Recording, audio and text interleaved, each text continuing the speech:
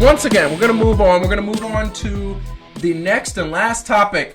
Wrestlemania 36 was this past weekend. And, I mean, nobody was there, which is why I loved this t-shirt. And, you know, this was the merchandise. They can't really do much. I mean, it was actually funny. Like, I have to say, that's a funny shirt. I got to give him that one. That's funny. And actually, there was a lot of funny stuff at WrestleMania, right? The promo, like, the introductory, like, little montage thing was hilarious. Yeah, that was good. Like, they had a sense of humor in places. It was nice. They had a sense of humor, and this is, like, look, you know, for those of us who watch wrestling, you wondered what was going to happen. I was the one who said, and there is a extra point up online on the YouTube channel, about 4.5 minutes, that basically I had to admit that I was wrong. WrestleMania was actually great. I thought it was entertaining. It was 8 hours. Like, it was 7.5 hours, give or take.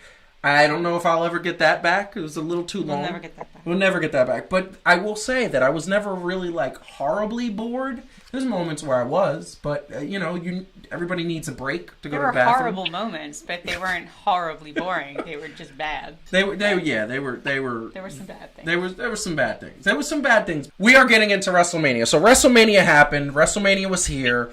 The first thing I think we want to conquer, I think we should conquer, was this guy hosting WrestleMania. So first and foremost, I'm giving the first to Heidi. Like, did you like Gronk hosting?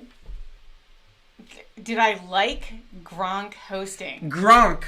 No, I mean, I like Gronk. Like, you can't not. And he's like a nice guy, but he was deeply terrible. He was really uncomfortable to watch. I don't know if you have the shot. I'm bringing up the shot. I'm bringing up the shot. What so he yes. was wearing. I mean, it was like something out of a really, really, really bad '80s movie. He just seemed to have this, like, I don't know if he took something before he came on, but he just, like, his energy was just really weird.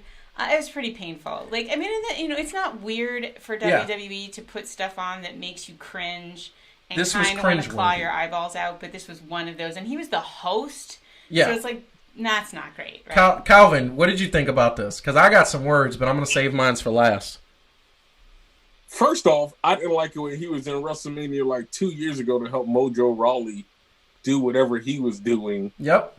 When the Andre the Giant Memorial Cup battle thing, the Majigger, whatever that was, right? Yeah. Second of all, I didn't like him in The Masked Singer because I knew he was the White Tiger from the get. Of course. I don't think that he is that entertaining. And, like, God bless him. He's like 27 years old. Live your best life, but not the host of WrestleMania. Look, we already didn't have a crowd. We already had to deal with all of that. You gonna give us Rob Gronkowski too?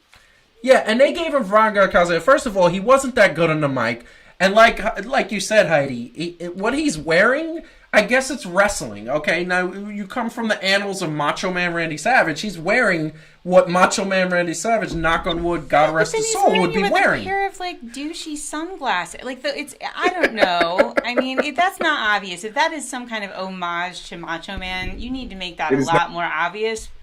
That's horrible. I think it was horrible. I think he didn't do a good job. And I'm gonna be honest with you. Every time he spoke, it was cringeworthy. Like, I was super cringy. It was so cringy. And then they ended up, and he should have been hosting from the get. That's Titus O'Neil. And that we're going to get to why he's got that reaction on his face a little bit later. So nice when Titus showed up. It felt so good. He ended up hosting night 2, I think, because like half of it. Yeah. Oh, and Gronk is the new 24/7 champion. Well, that's fine. Okay, that's what's happening. For those who don't watch wrestling, there is a 24/7 championship in WWE where basically they have to defend it anywhere ever. There's been championship like where people have won the championship in cabs, in trains, on the set of movies, in malls, in stores. Yeah, and it exists just to give R-Truth, who is absolutely hysterical, something to do all the time. Yes. Because he's basically, like, he's had the championship, like, 47 times. It changes hands a lot. It does. He has it, like, 7 times in one episode. So, yeah, it's fine. So, that's fine. So we're going to do something really quick, and I want to throw this out there, and it's something that we haven't done in a while. So throwing this up there because we got to do it.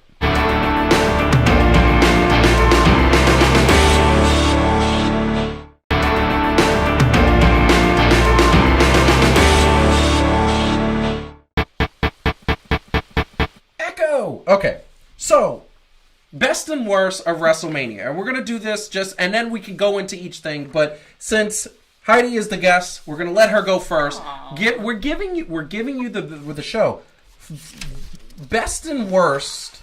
What's your worst? What's your best of WrestleMania? Oh, the worst was like I actually literally was Gronk. Like that actually. Yeah. That I think is clear. I got another worst, but yeah. I have one that's sort of like a best and worst for me, which is sad at the same time, which is that Braun Strowman, so I've been watching wrestling, as seriously since like 2016, and I have wanted that man to have like the big boy belt since 2016, and he has not gotten it. And Braun Strowman is amazing. And it's ridiculous that it's like taken him this long to get it. So part of me was really excited that Braun Strowman took the belt off Goldberg, who I also love, by the way. But then that's the worst part for me is, what did that match take? Like 2 minutes? It took 2 minutes. For those who don't know, I put a picture of the matchup that was supposed to happen. And these are two of my favorite wrestlers, and that match took 2 minutes. And I don't know, it was JBL or whoever was announcing said, everybody don't blink because these two don't get paid by the hour. And I was like, that was the best line ever because it literally they changed the belt changed hands in 2 minutes. So that was disappointing. And actually, that was kind of a worse thing for me overall. The same thing is true with the Drew McIntyre Brock Lesnar fight again over very quickly. It's sad when the two heavyweight belts, which you sort of like build all this energy around. It was probably about 50. It was about a minute and a half. And WrestleMania is 8 hours, and those two fights together took less than 10 minutes. I would say 5 minutes in total. So I would for say the 5 two minutes big belts, in total. right? Yeah. So that's a worst for me. Like that, I was like, for that to happen in both cases was terrible. I do have to say, an all-out best was definitely the Undertaker AJ Styles cinematic.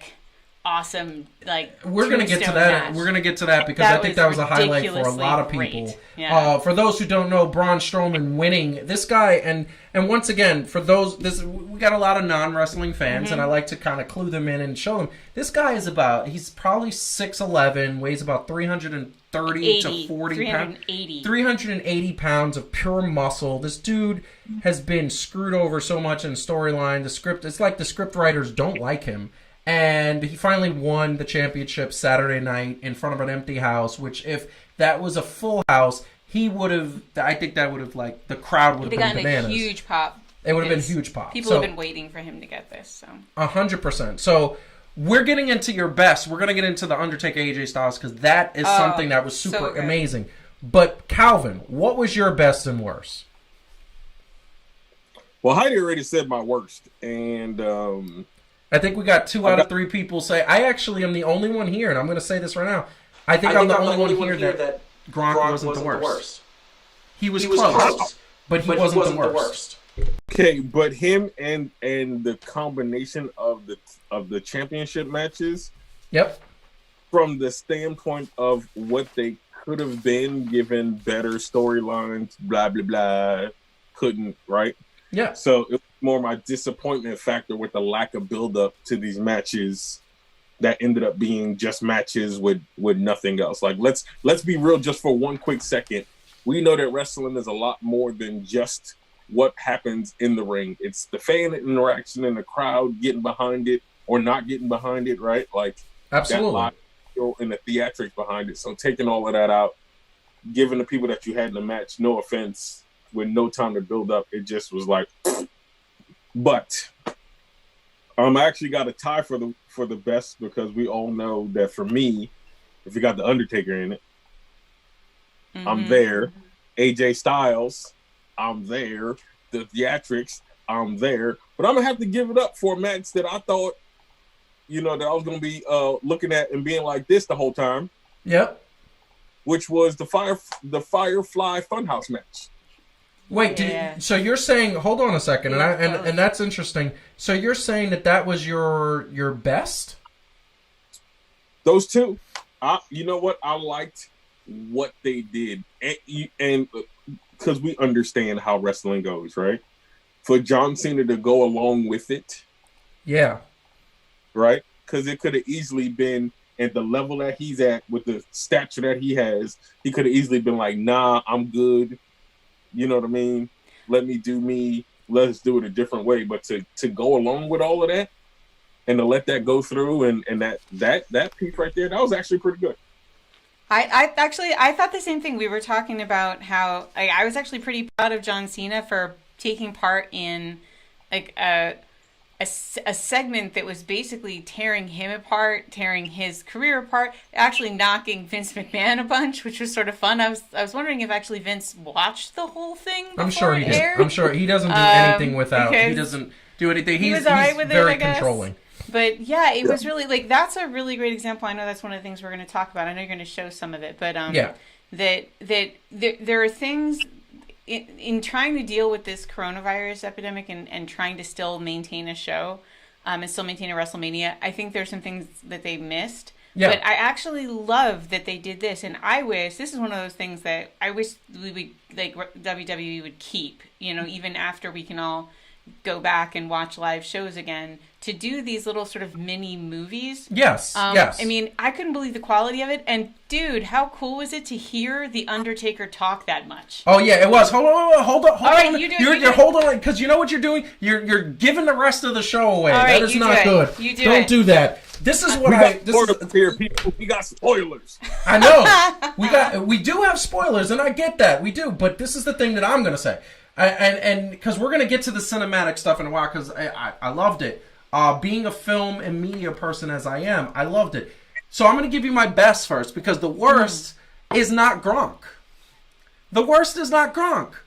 Okay? My best, in my opinion, I'm going to go with the Undertaker AJ Styles match. I thought, and the reason why it was the best is because there's something that we're going to show in a little bit about that, because we're going to talk about the cinematic part of WrestleMania, what they had to do it, is that a lot of people don't know. This took 5 days to set up and 8 hours to shoot overnight. They finished the last part of that fight scene at about 4:45 in the morning. That, to me, is cool. Like that to me, that's like shooting a mini movie, and I loved that. That's the best. Now, my worst. I think I'm so shallow and such a jerk for this. My worst is Otis kissing Mandy Rose. Okay, what? You need to settle down. People like Otis can have love too. It's messed up. Wow. Okay, that's some seriously. You know what? I know that he's. I'm sorry. Listen, I'm sorry. When that happened, Calvin's saying, "Wow." I feel, Calvin. I feel like you're judging me. You're judging me. I am. They should see my. Wow. Listen. First of all, it was a toss-up between Bobby Lashley and Lana, because why are they still together? But they're starting to break up. That happened on Monday Night Raw, which, by the way, was a travesty in and of itself. Listen to me. I just want to say that I like Otis as a performer, but it's not even the kiss. It's his belly. The belly has a mind of its own. It is a big belly. But it's like a round. It looks like he's about 20 months pregnant. Yeah, he works hard on that. He does. He does a lot of beer and Cheddar Bay biscuits. But I just saw that, and that was a moment where I was like, yeah. All right, don't make the sound. I'm sorry to our people out there. Sound. I'm so sorry. It was funny to me. But then when I said, and I told you we were watching, and I said, don't kiss, don't do it. I'm sorry. And they did it, and I'm sorry. I'd rather see her with him than Dolph Ziggler. He reminds me of the girls that used to want to beat me up. He reminds me of the girls that used to want to beat me up in high school, and that's right, girls, I said. And for those who don't know, we're talking about this little threesome right here. You know, Otis is the very large guy on the left, and Dolph Ziggler. He's a lot of man. Dolph Ziggler, who What did you say? He reminds me of the girls that wanted to be. He's like a girl from Mean Girls. He's just a terrible human. I'm sorry, I do not like Dolph Ziggler. For those who don't know, he's Mr. Amy Schumer. He used to go out with Amy Schumer, and she was wasn't she? John Cena played. Yes, John Cena played a character in Trainwreck that was based on her dating Dolph Ziggler. Yeah, so if you ever watch Trainwreck, John Cena plays the character of Dolph Ziggler of the real life sex life. Which, by the way, that's mean. That's mean. You can't portray somebody's real life. By the way, one of the best moments in my life when Goldberg speared Dolph Ziggler 3 times. Yeah, that was so great.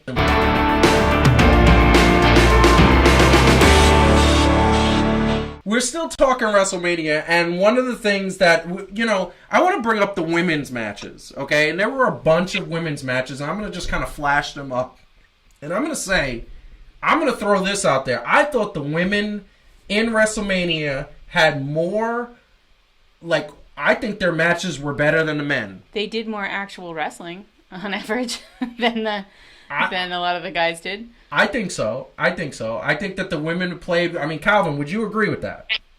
Oh, yeah, definitely. They've come a long way from bra and panty matches and pillow fights. Lingerie pillow fights, by the way. Oh, they're kicking... And I think they're not only that, they're kicking that major behind. Like, it was some... I think that the one that we kind of forget was, what was going to happen... Who's going to be there with, the women? Are they going to show out? Because I feel like the women are always... Last year, they had the main event. They had the very last match. And it was such a great match, but it was Ronda Rousey. And I said, what are they going to do to follow that up? And I think that every single match that it was just the women, their matches were better. I mean, hands down. So... absent there, too, also was Charlotte Flair and Rhea Ripley. And it was fantastic. It was a match where I think I didn't want to get up. It was suspense from... You didn't know who was going to win. Are they going to give this belt to Charlotte? And now she's in NXT. But NXT is developmental. I don't know. Didn't know what was going on. I think the women represented more than ever. And I think just to throw an AEW out there, the women in AEW need to step up their game. Oh, yeah. No, it's true. All the way. So true. By the way, I just want to say, so I thought the women were really great. A lot of their matches were really good and a lot better in terms of pacing and actual wrestling than the men's matches were. The one thing, though, and we've been talking about, the switch to format of having no audience. Because the audience is weird. Not having an audience, it's very eerie, but... And for some of the superstars, it is harder, pretty obviously, than for others. And some of them they are not modulating their performance, so they're used to playing in an arena with tens of thousands of people. And it's really, really loud. And so you can yell a lot. You can scream a lot because that's what you have to do to get heard. Now it's really quiet. And some of these people are still... And when women do this... I mean, I don't care if you're going to, make noise when you get hit or, power up a little bit and roar. But, Rhea Ripley screamed so goddamn much through that entire match that she sounded like she was making a bad porno for the first time with very little direction. That is not...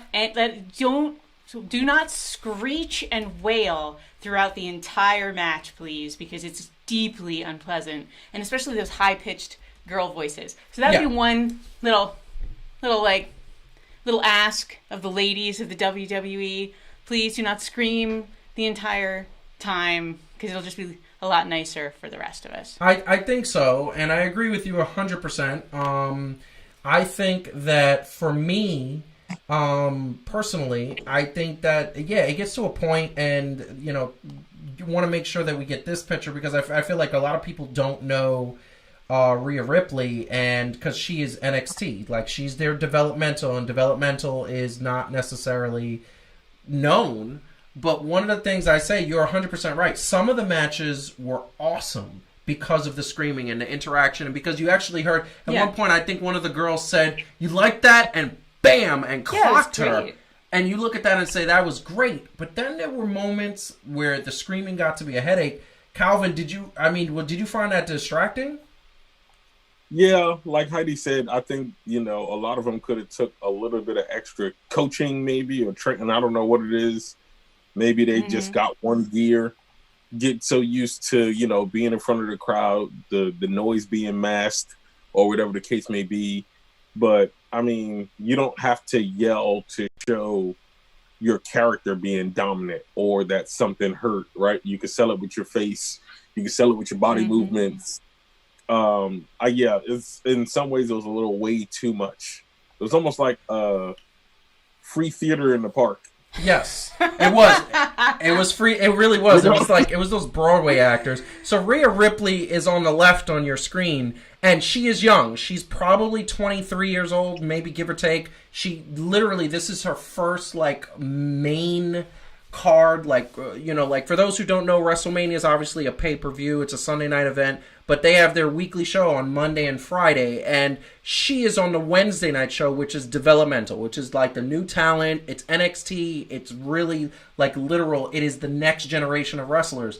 And the bottom line is that she was just screaming the whole match. It was a great match. Great match. It was unbelievable. Except for the screaming. You just didn't like this, but it was so good. She's very talented. She's very talented. She has a bright future. Charlotte Flair is the best. I think she's the best. Calvin, would you agree Charlotte Flair is the best? Or Woo! Woo! Yes. Yeah. I would agree. She is the best wrestler, and I think one of the top 5 wrestlers with men and women. Like, I personally feel that she's got that accolade. The bottom line is that there was a lot of screaming. Now, for those who watched it with no audience, no sound, now you look at the situation and you say there were a couple of like where you got to hear things you wouldn't necessarily hear. I think these guys great. Had their match and every single thing, because you got and this is the bottom line. Andrade, who's holding the United States Championship, he was not actually in a match. He was actually injured prior to the match. But the guys on the left, they're called the Street Profits. And I hate to say it, but I think the black and Hispanics were representing the entertainment value and had the most to say. Also in the match with Jimmy or Jay Uso, honestly I can't remember which one, and Kofi and Jim Morrison. Yeah, that was another one where you could actually hear when Kofi and Uso were giving each other great. Like it's so some of this, it's actually really nice to be able to hear the wrestlers when the wrestlers are good at smack talk and they know kind of how to do that performance. It is actually kind of a cool new dimension. It is. It is. It's definitely. It's beautiful. Now, I'm gonna say this, and I'm gonna say there's so many people like. I don't know why Angie is saying yikes, but there's something that made her say yikes. It might have been the porn reference. Well, yeah, that might have been true. That being said, if you are watching right now, it says it's so weird. It says 10 viewers are watching right now, but like now it's up to 17, and it just fluctuates. So if you're watching right now, hit like, subscribe to the button, subscribe to the channel. We definitely want you. Follow us at YouTube at Fan2Fan Show. But yes, you're 100% right. Like, it was a new dynamic that you saw in what was happening at Wrestlemania. I mean, when you look, and I'm going to throw, I'm sorry to throw this up again. I don't have a choice. Please stop. But what you do is you see that there's nobody in attendance. It's just like a few production hands, and it's lights, and it's the signs. That's all it really is. And I'll put this up right after, because what is he wearing? I know, right? He's like, what is going on? But that's why they had to go to a different type of format. And one of the formats was the cinematic matches that we spoke about earlier, we referenced earlier. And it was The Undertaker versus AJ Styles. AJ Styles is coming up next. You're going to meet him. He popped out of a casket in a boneyard match. And The Undertaker is a 30-year vet. Like, he's been around. He's 6'11", big dude. AJ Styles is about 5'7", but he's thick, and he's one of the best in the world. He got jumped. There were weapons. Undertaker got to see you got to see that dark side of The Undertaker that we missed and know and love. Now, and he also had a real injury. If you look in on his arm on that picture, it was a real piece of glass, probably the size of a $50 stuck in his skin. That was real injury. This was the shot, and I'm going to show the behind-the-scenes footage for them shooting this, where 5 days to set up. I believe it was a place in Florida, right outside of Orlando. They had the crew there 5 days, not practicing social distancing at all. No, Not at all. But like you see the fun, they're having fun because this is something that really doesn't get done often and hasn't been done. You know, Calvin, throwing it at you first. This is your boy. This is the Undertaker. What did you think about this? And you think this revitalized his career? I hope it didn't revitalize the whole career. Honestly, let's be real. He signed to a 3-year deal. I'm just saying, I remember the Undertaker coming in Survivor Series 1991, I believe. Yep. Right? 90. 1990. Yep. Even worse when we were 10. We weren't even 10 then, I don't think. Well, I was 10. You were 9. Anyway. But this match was done a lot better than I honestly thought that it could have went. You know what I'm saying? I was expecting the Undertaker to have 2 canes coming down, you know, talking about rest in peace, not in peace. Yep. Drinking prune juice and all the other stuff. No, but I'm glad that they. He's like, really old. He's in his 50s. Like, just for the viewers out there that don't know. Can we just say he's not really old? He's in his 50s. He's in his mid-50s. He's for wrestling. He's really old. He's ancient. He is well, old. It's like we call LeBron James old for basketball at 35. You know what I'm saying? I know. Like, I just the qualifier. That's all. And by the way, wrestling. LeBron James, 35 years old, looks better than most like 25-year-olds. Okay, so let's just put that out there. But continue, Calvin. No, but I like the fact that they kind of put, for us fans or people that understand the Undertaker and the metamorphosis, you know what I'm saying? Like, he kind of had BA Undertaker, right? With the supernatural part, you know what I mean? And blended it together. And AJ Styles is a great performer. The OC, give it up to them, you know what I mean, for actually being a part of it. Calling the Druids, doing all of that, having that piece, like, it was all put together really good. It was put together really good, and this is the thing that I'm going to reiterate, because we got people in the chat saying, they're going to ask how old he was. I'm sure there were people like, wait a second, what is old? Listen, you're a wrestler. Most of these guys are probably, I would say most of these guys are in their mid to late 20s, tops. Most of them. And then there's a bunch that are in their mid to late 30s that are good. Randy Orton, who she's wearing the shirt for, we'll get to in a second. He's my age. He's 39. Right. And he's going to be 40 this year. He looks great. And he's great. And he's probably one of the best. But you start getting up... I mean, Ric Flair wrestled till he had his last match, correct me if I'm wrong, Calvin, 68? I think he wrestled. Yeah. Against Shawn Michaels. Yeah, that was terrifying, though. And now he's 72, like a year and a half, maybe 2 years removed from a heart attack, so they're not going to clear him ever again.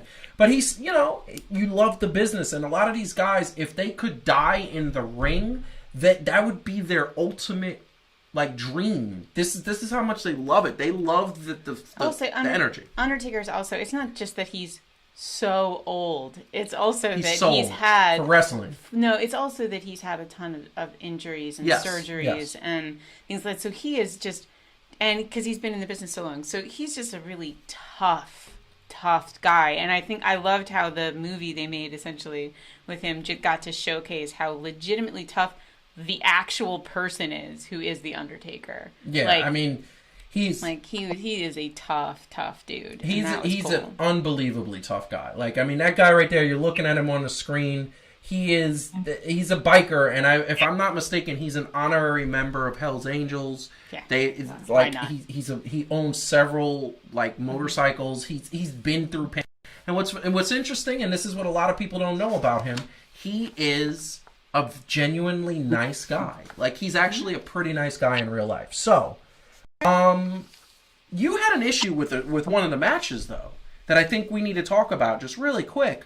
The Randy Orton and Edge? Yeah, the last man stand match. Yeah. You were not happy about that, so please enlighten us. And for those who don't know, I'm going to throw them up here who are up there. Oh, I love them both so much too, so that's why. So just quickly, like, so for me, and again, person who's been watching wrestling now for a few years, it seems like there's sort of 3 categories of matches, right? There's matches where they're really long and drawn out and they take forever. Like, two guys hit each other, and then they take like forever to hit each other again, like, and they're laying on the ground and rolling around for a while, and you just feel like there's a producer going like, make it last longer, make it last longer. And they're really boring. Like, they're low energy. WrestleMania had a couple of those. WWE has too many of those in general. Then there's the really fast-paced matches where people are getting to really show off their agility and all of their amazing moves, and even you already kind of know who's going to win. You don't care because there's so much energy. It's so exciting. Yeah. AEW, one of the reasons why you and I both love AEW, right? Yeah. Is that, and Calvin loves it too, is that it has that high energy kind of match all the time, right? It's really exciting. All the time. It's the nonstop. women had those matches more at WrestleMania. There were a bunch of those.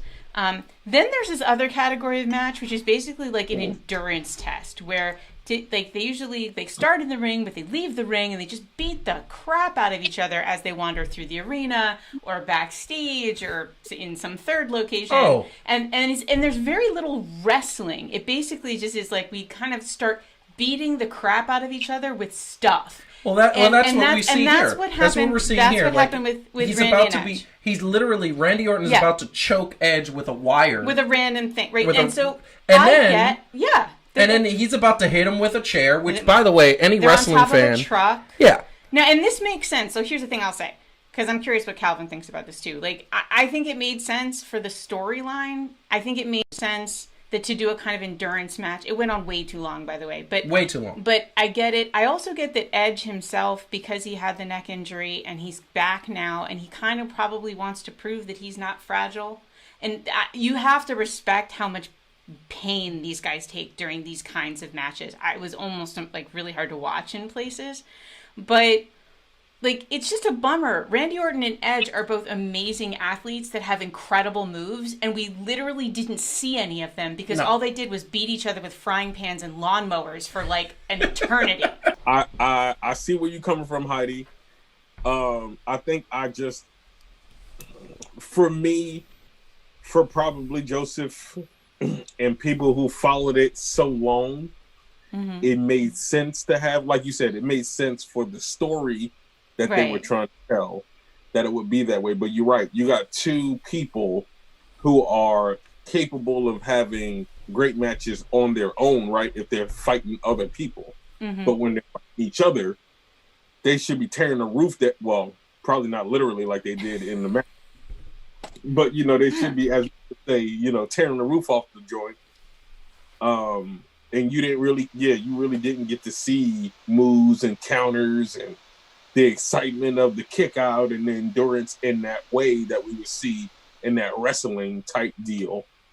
Yeah. And I'm going to say this, and I'm going to kind of put this out there. I agree with both of you. It lasted too long. The match was still great. There was one part where they were fighting in the office that I said that was horrible. Like, why were you in an office? Why were you fighting on a desk? At one point, he literally he had him on a table and dropped an elbow by hanging off of a fence that was on top of it. Like, I was like, what kind of boardroom is this? Like, first of all, the table is about 10 feet tall, and then the ceiling had a fence on it. And I'm like, I feel like they built that specially. I don't think that was meant for that. They for sure did. It sure did. But, and the other cinematic situation, and now we're going to get a little crazy. For the people still watching, now we are getting a little crazy. You thought what you saw with The Undertaker and AJ Styles was crazy, right?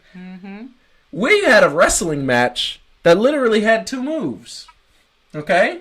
Yeah, it did. And this was the John Cena match that we were talking about. We see John Cena enter what is called the Firefly Funhouse. There you go. And he relives all his earlier career, and he's kind of going through it. There was a very funny part where he's pumping irons, and then Vince McMahon had the Vince McMahon puppet. It's ridiculous. Like, what did he say? He said, "Holy shrew!" Yeah, that's the shit. And then all of a sudden, he's beating Bray Wyatt, and it turns into the Cornhusker pig.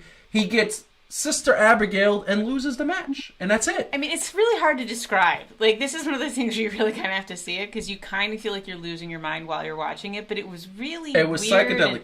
Sort of like an avant-garde People should have been on shrooms for this. That's what I want to say. People should have been on some psychedelic drug. It was cool, It was just like, we were watching it like, what is this? And by the way, you came back from Yeah. from the actual match. And what did you get? Yeah. That is actually the look. That is actually the look that they went straight from the guy standing over John Cena to Titus O'Neil rubbing his head saying, what the hell was that? He said, I don't know what I just saw. I don't know what I just saw. But it was cool. You it's worth watching if you can catch it online. It's great. Yeah, Calvin, go ahead, chime in.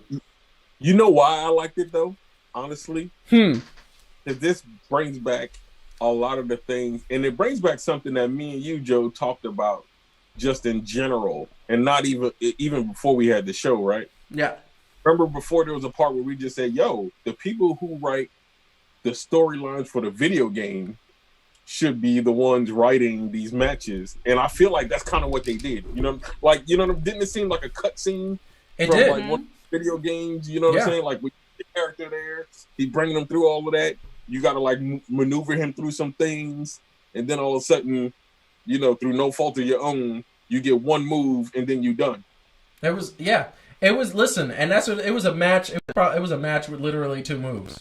It lasted probably about. It was really creative. It was super creative. I loved it. Like I said, it was between that and the AJ Styles move. It was fun. It just wasn't a wrestling match. That's all I'm saying. Yeah, no, it was a wrestling I don't know match. what it was. And apparently, the rumor is that this is the thing that they're saying is that was John Cena's final match. And I understand it's wrestling. I don't know. Ric Flair retired 17 times before he actually had no choice but to retire.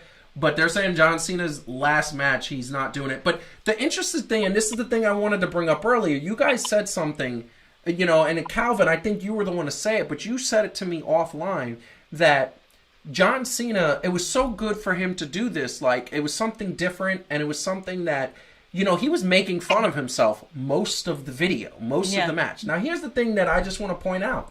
John Cena, those who don't know, you might know, because he's in movies. He's going to be in a new Fast and the Furious movie. He has another movie coming out in a couple of minutes. He's done several movies in the past. His full-time job now is acting. So he got to act in this and showcase segment. His range as an actor. Exactly. So one of the things, and Calvin, you said it earlier, one of the things that happened was he got to act. So I'm sure they pitched him and said, John Cena, you get to do something you've never done before. You get to act without doing wrestling moves. That's what it is. Calvin, you called it. Hey, what can I say? No, I mean, and if you think about it, so from a long storytelling point, right? What people thought about what John Cena did to Bray Wyatt so many times, for him to come back and do it like this, especially if it's his last match, and finally putting Bray Wyatt over, genius.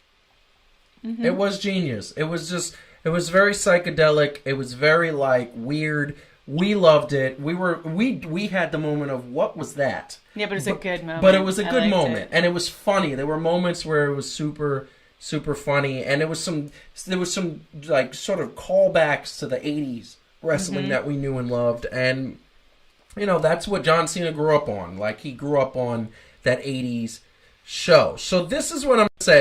And I'm gonna start off with Heidi. If you had to give WrestleMania a grade, what would you give WrestleMania? What would be the grade you'd give?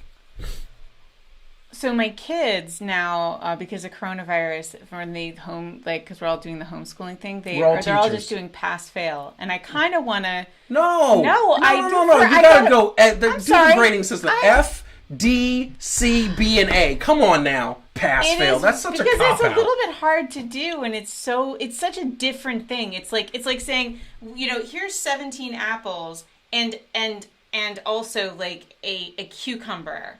What grade do you give the cucumber? This is a totally different WrestleMania, so it's unfair to compare. But I will say, I would give it a B, which is better than I thought I was going to give it. I thought it was going to be a C-. I thought it was going to be an F. I thought it was going to be such a lame show. I was willing to cut them some slack, but I ended up thinking a solid B. There were some A performances, there were some C performances. Yeah. Solid B. Solid B. Calvin, what would you give it? Yeah, given the criteria that I have to go for is what kind of product were they given before, right? What was the lead up? First of all, it definitely far exceeded I think all of our expectations, but definitely mine, because I thought it was going to be crap in the can. I thought they was going to be I thought they was going to be parked right next to my man James Dolan on Sesame Street after this. But we got to get a picture of him in some poo. We got to find a way to do that, because I think that James Dolan is going to be forever in poo. So, what is your grade? I'm gonna have to go with a B as well. A B? Because wait a second. Both of you, hold on a second. Both of you are giving this? No, Gronk specifically gets, what's lower than F? He gets a Q. I don't know. He gets an actual bag of crap that is handed to him that he should look at and reflect on. Look, like I said, I had to take everything into consideration and giving it all in the totality. Yeah, I mean, I'm gonna give it a B. It was something that Jim Ross had actually said on the podcast that shed some light on it, and he just talked about wrestling as a product, and you have to understand what they're trying to do with wrestling, right? They're not trying to make people feel like it's a legitimate sport without a predetermined outcome and all this other stuff. They're definitely not doing that. Yeah. So some of that stuff is that. So it is entertainment, but these are athletes entertaining you in a way. So I was entertained more than I was not entertained or disgusted by Rob Gronkowski and his outfit and everything else that was Rob Gronkowski in wrestling. You literally just put me in a trance with your description of entertainment. Okay? I got it. I did not get it. I thought it was very clear. Maybe it's the fact that I have no more head. All my intelligence left. What's your grade? Listen. Okay, so this is what I'm going to say. Oh, it's going to take a while, too. Okay, no, I'm not. No. Oh, my God. So that's such shade. That is such shade. I just want to say... First of all, throw that triple up there. I know that there's been an echo on this thing, and I'm sorry about that. We're going to airing it out. But at the end of the day, got to throw up. They're just laughing at me, and you guys are bullying me right now. That's what you're doing. I just want to say, I'm going to make it very simple. I'm going to keep it very short for those who need me to keep it short. As always, the first time. See, this is what we get. We get abused on the show. I just want to say we get abused. So... I'm going to give Wrestlemania an A. You know why? Because you guys sat up there and you thought, oh, BB, he must be going lower. I'm going to go higher. Because with what they were working with and for what they were trying to do, not having the fans in attendance, not having the different, the different moments that they could have had. Because part of the moment, as Calvin said, is the crowd going nuts when Braun Strowman wins that championship. The crowd going nuts and so being shocked that Becky Lynch actually kept her title, because nobody thought this was going to happen. Nobody thought she was going to keep the title. She did. And in that moment that we didn't even get a chance to talk about. I thought so. Yeah, well, that moment where we didn't even get a chance to talk about where Drew McIntyre doesn't have to be angry anymore. No, he's got a belt to cover his wee panties and his big boots. And his big boots? He's not the guy holding the title. The guy not holding the title. Kicked him with my huge boots. He's always wears tiny panties. He does. Wrap it up. This is definitely not short. The point is, wow, she's just so mean. We're never having you on the show again. You're abusive. This is domestic violence. Just so you guys the domestic violence hotline is people are calling in more than ever. This is why. This is why. At the end of the day, they had not a lot to work with. They got really creative. They did something that WWE doesn't do. I believe they don't get creative. And for them to do the AJ Styles match and for them to do the John Cena match, that made it for me. The women were fantastic. They were phenomenal. I thought that there was probably 2 matches that were crap, which was the King Corbin and the Dolph Ziggler match and the Intercontinental Championship match. And even that one was actually pretty entertaining, actually. Let me not go there. The rest of the matches were great, and I give it an A. I really am impressed. So you're giving them an A for overcoming adversity. And isn't that a nice note to end the show on? No, because you know what I'm going to end the show on? I'm going to end the show on I appreciate, because you know what? And this is the thing, because she always does this. It's an Irish goodbye, as you call it. The Irish exit. It's an Irish exit where, as we spoke about last week, Calvin, An Irish exit is rude. I don't know. I think it's what happens when people are just begging for release. They just want to go to sleep. Do you think it's rude or not? I mean, kinda. Sometimes. It's rude. I'm not suggesting you just hang up the feed. I'm just saying we could end. No, we're going to end. And scene. Well, we're ending.